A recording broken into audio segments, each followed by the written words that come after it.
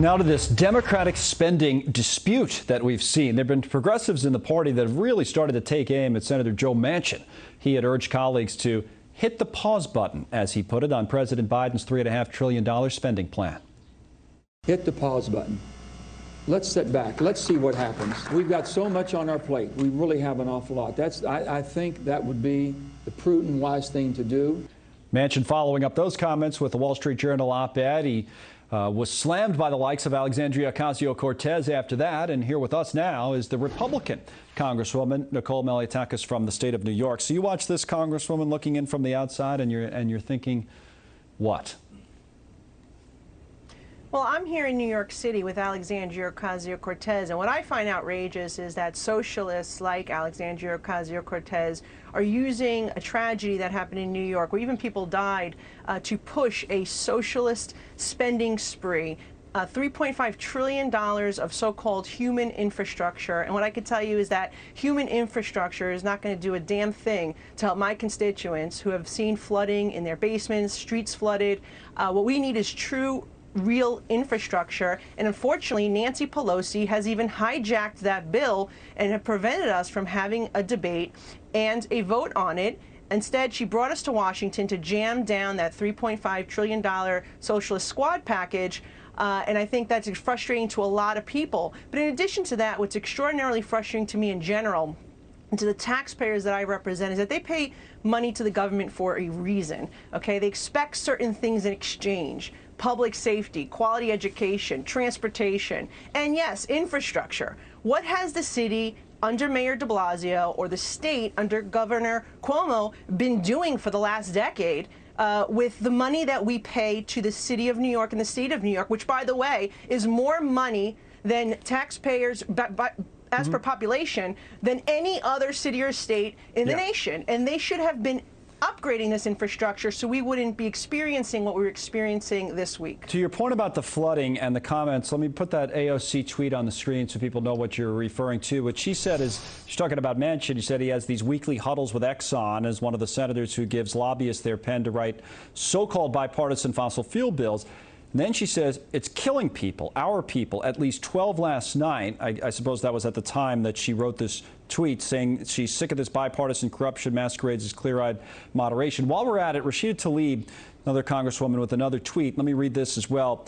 Instead of writing op-eds, again addressing Manchin, why don't you look into the faces of my residents who've had their basements flooded with sewage multiple times, their power out for days? Senator Manchin, we deserve better.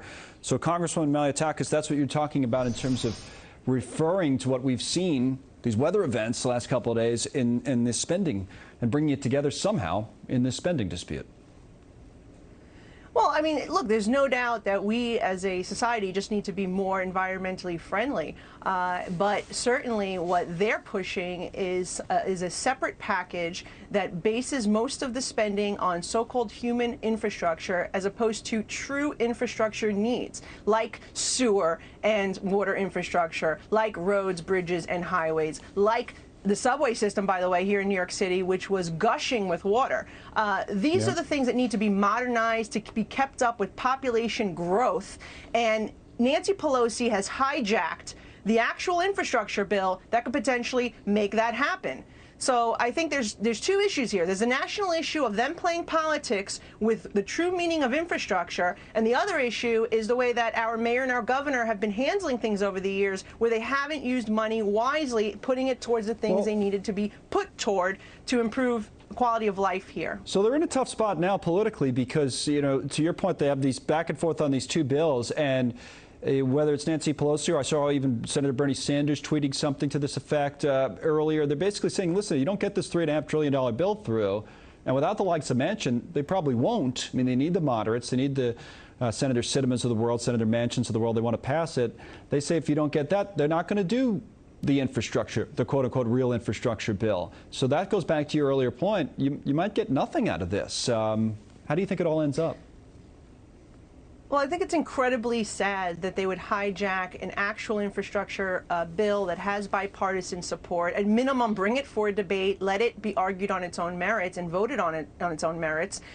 This is something that I think there's a majority or I would say a majority of support in the House for, but certainly even bipartisan support in the House for. And the fact that they would deprive communities like ours that could really benefit from some of the money that would be injected from a true infrastructure package, I think is incredibly sad, simply because they want to further push socialism down the throats of the American people. And now Joe Manchin, you know, he's talked tough before, you know, as did 9 Democrats in the House that said they were going to stand up against Nancy Pelosi and not support that $3.5 socialist spending package, and yet they caved and voted for it right before we left. Right, that's and the question bring about up whether he the would do that actual again. infrastructure bill. Even after this op-ed, will he go back and vote for it again? We'll see. The Congresswoman from New York, Republican Nicole Malliotakis, thank you, Congresswoman. We appreciate you coming on tonight. Hey, Sean Hannity here. Hey, click here to subscribe to Fox News YouTube page and catch our hottest interviews and most compelling analysis. You will not get it anywhere else.